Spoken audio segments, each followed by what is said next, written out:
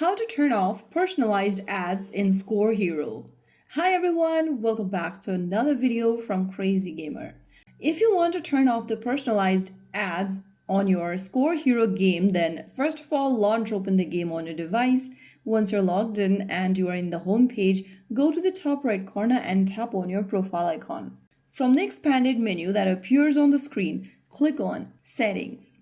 Inside the Settings menu, tap on the lock icon at the bottom and you'll see the personalized ads button displayed on the screen. Tap the on button right next to it to turn it off. Make sure that it is leveled as off if you want to switch it off.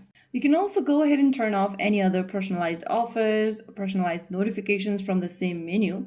Just go ahead and select off if you want to turn them off. If you ever want to turn them on again, you can tap on the same button to switch it on, just like that.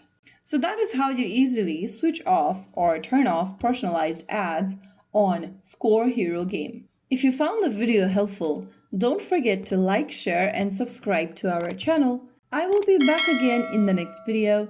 Thank you for watching.